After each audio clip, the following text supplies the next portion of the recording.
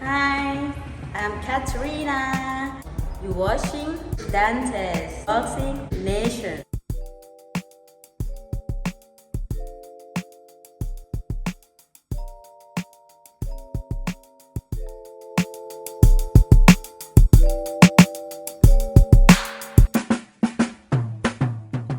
I don't throw a lot of punches. When I catch you, it's going to feel like I throw a lot of punches. Dante's Boxing Nation, what's going on, guys? Now, first things first, I want to respond to a lot of my viewers who's been asking me to give them an update on my hotel and sports bar out here in Thailand, and if I can start making some videos showing my life out here in Thailand. Just letting you guys know that's coming really soon. I'm gonna start being real consistent on my other channel that I abandoned, DTN, Dante's Traveling Nation.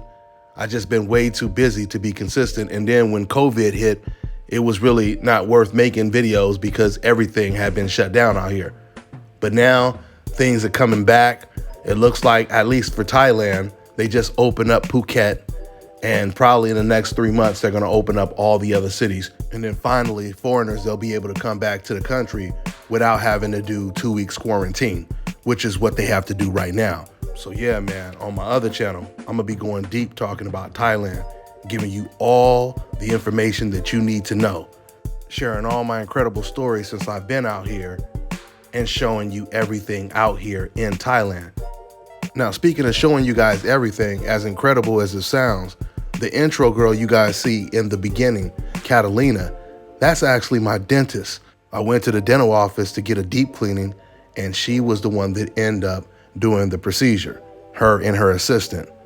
Matter of fact, it might even be her actual office. I don't know if it is or not, but that's just to give you guys a little idea of what Thailand is all about. So I'm gonna start promoting the channel a lot more heavily once I drop another video on the channel. Once I'm starting to be more consistent, that's when I'll start putting the links down so you guys can subscribe. With that being said, let's go ahead and get into the news. So the anxiety assassin Ryan Garcia is back. Just coming off of his battle with anxiety, and now he says he once again wants Javonte Tank Davis. Now, when I reported that story, a lot of you guys said, come on, Dante, you know Ryan is capping, you know he really doesn't want this fight, et cetera, et cetera, et cetera. And I get it. There's no doubt about it. Ryan Garcia has cried wolf plenty of times. But I'm willing to leave myself vulnerable right now and tell you that there is a better chance now that we really are going to see this fight sometime soon. And it's for a couple reasons.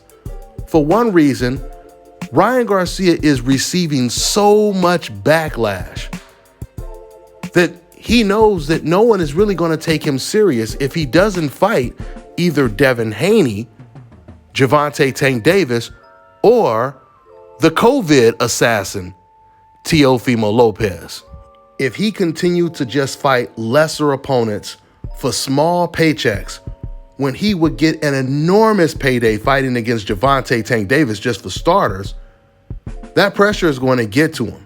This is why I believe there's a good chance he's going to take this fight.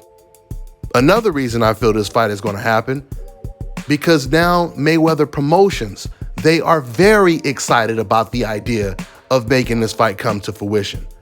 Leonard Ellaby just said this is the biggest fight in the world right now, and he believes it's going to happen. Now, he's not lying when he says it's the biggest fight, because there was a poll that was conducted.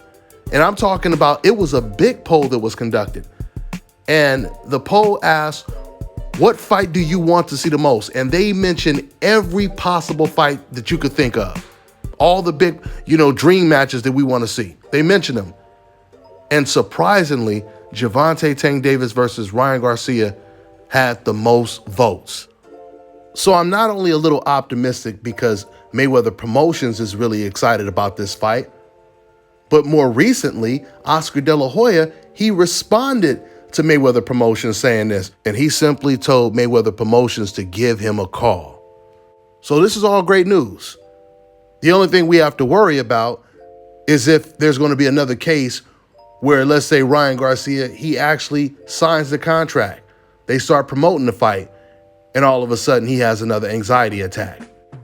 That would be horrible if Ryan Garcia did something like that again. But if he did it a second time, he needs to just retire. Straight up, he needs to just retire. I'm telling you guys right now. Now, I don't agree with every single thing that Floyd Mayweather says to the media. But when it comes to the way he's marketing and finding the best opponents for Gervonta Tank Davis, Floyd Mayweather is a genius, man. He is perfectly grooming Tank Davis to follow in his footsteps when it comes to level of opposition. We know that for the most part, boxing has always been dominated by Black and Mexican fighters. Mexicans have the largest fan base in the country when it comes to boxing. So what did Floyd Mayweather do? He decided to fight all of the Mexicans, the undefeated Mexicans, the best Mexicans available, and then fight them on their own holiday. And now Floyd is doing the same thing with Gervonta Tank Davis's career. See, the reason why I call Floyd Mayweather a genius is because if you've been paying attention to the sport lately, the majority of a lot of the top Black fighters, they're being completely denied and blocked. No invitation to the party. They can't even get into the party. You got Oscar Valdez avoiding Shakur Stevenson. You got Jaime Munguia, who is the mandatory for Demetrius Andrade and Jamal Charlo's belt. And he's avoiding a title shot. Just think about that for a second. You got Inoue, the guy that's willing to fight Nonito Donaire, the older version of Nonito Donaire, but not willing to fight the guy that beat Donaire in his prime when Donaire was considered pound for pound top 2, the best fighter in the world, which is Guillermo Rigondeaux. Not only is Inoue avoiding Rigo, and once again, he fought Donaire, but he's even willing to give Donaire a rematch. Then, of course, you got Canelo Alvarez, who's been avoiding Jamal Charlo and Demetrius Andrade for now almost 7 years. Now, don't get me wrong. Canelo Alvarez may definitely end up fighting Jamal Charlo sometime soon now for a couple reasons. Because obviously, Canelo always fights guys coming off of their worst performances. And we know that that was by far Charlo's worst performance. So Charlo did just enough to possibly finally get a fight with Canelo Alvarez. You know, the real funny thing with Canelo and the Canelo fans is before Charlo had that terrible performance, Canelo fans were always saying he was garbage, he was a bum, he was et cetera, et cetera. Now, all of a sudden, when Charlo has a really, really bad performance, Canelo fans, how do you explain the fact that now Canelo has a little interest in taking the fight? How do you explain that? Because once again, it was you guys that were talking about how much of a bum Charlo was before, and now since you guys seen the Montiel fight, you guys are all saying this proves he was a bum. This proves that he was a bum all along, et cetera, et cetera. So I'm asking Canelo fans right now, if that's the case, why do you think Canelo is willing to fight him a little bit more than he's ever been in the last 6 or 7 years? Rhetorical question. We know what time it is. So my main point is old media often colludes with these fighters like Canelo, Oscar Valdez, Jaime Munguia, whoever, by protecting them. You will often always hear old media say about Ryan Garcia, about Fimo, which is another one I forgot to mention, about Canelo Alvarez. One thing they will always say about all of these fighters is, you call the shots. Now, they'll try to insinuate that Floyd Mayweather was the biggest cherry picker of all time. All he cared about was money. He was a businessman. But then you turn around and you give these fighters that you personally like the license to cherry pick early on in their career. I mean, they said this to Fimo. He's only 23. He has his whole career in front of him. They're already telling him, you earn the right to fight whoever you want. That means it doesn't matter who it is. It could be anyone.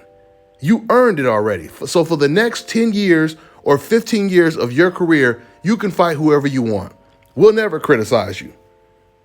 That's how good it is to have your hope insurance.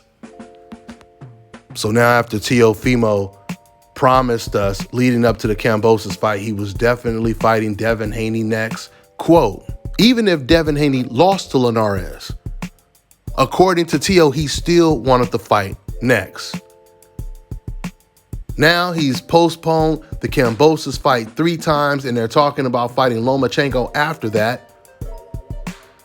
That leaves Devin Haney out in the cold. Now he can't fight Loma. He can't fight T.O. Fimo. They froze him out. And this is my point. It's like now Devin doesn't really have a viable option right now, or a viable opponent. And this is when the genius comes in when it comes to Floyd Mayweather and Al Haymon, because they tried to do the same thing to Tank Davis. But Floyd Mayweather and the team, they found some very viable options. I mean, nobody even seen it coming that Javonte would move all the way up to 140 and fight an undefeated Mexican belt holder who was being promoted just a couple years back as the hottest prospect in the sport of boxing. So the fight was a success all around. They refused to be denied and still found a way to put Gervonta Tank Davis in a big event this year. Don't you guys find it ironic that none of old media has been clamoring for a Ryan Garcia versus Gervonta Tank Davis fight? Especially when once again, it's already been proven that this is one of the biggest fights that could be made, because the polls prove that. And yet old media, they're not talking about this fight at all. They're not talking about this fight at all. Why? Because they feel that their guy could possibly lose to Gervonta Tank Davis. But it doesn't matter, because I have always said one of the biggest weapons against old media and all the racism that exists in the sport of boxing is to keep winning no matter what. Eventually, they cannot deny you. And Gervonta's stock keeps going up higher and higher, which is bad news for any fighter trying to avoid him, because you can't really come up with any legitimate excuses to not take the fight. It would be your biggest payday. You have an opportunity to beat this man and take his title. And now you get catapulted when it comes to popularity. And this is the reason why I believe Tank Davis, I believe Ryan Garcia is going to take this fight eventually. Oscar De La Hoya, I truly believe that he also wants to make this fight. Oscar's not trying to protect Ryan Garcia at all. Remember, Oscar was the one that got into it with Ryan because Oscar was trying to put Ryan in tough. It was a tough opponent, and Ryan Garcia was like, I wanted more money, etc., etc. Eventually, Ryan Garcia, he took the fight. He didn't take it when Oscar asked for it, but the very next fight, he took it, and he knocked the kid out. But the point is, Oscar, he wasn't trying to give Ryan Garcia a soft touch, because he knows eventually Ryan Garcia, he's going to have to be tested. So we all know, including Oscar, where Ryan Garcia is.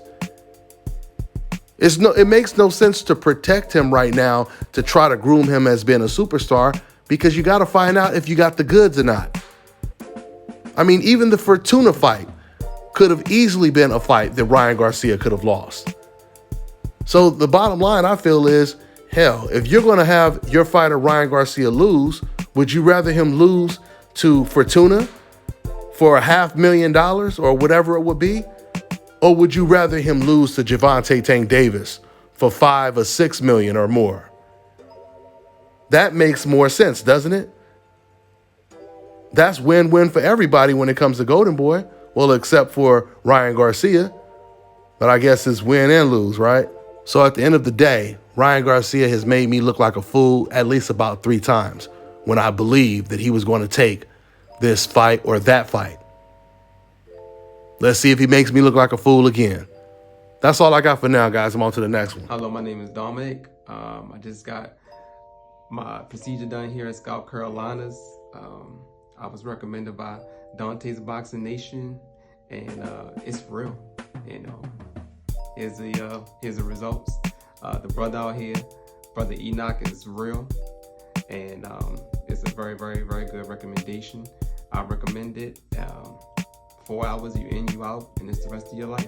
So if anyone in the world wants this hookup, make sure you contact my man Anak at 704-499-3471 and make sure to follow him on Instagram. Now check this out, guys. If you're looking to repair eczema scars, burns and bruises, dark spots and blemishes, then this right here is the perfect product for you guys. It's called Elo Deki Face and Body Oil. Athletes and top-ranking boxers, they're also using it after training to reduce swelling, inflammation, and to ease the pain. So get yours today. Go to elodeki.com, like them on Facebook, and follow them on Instagram.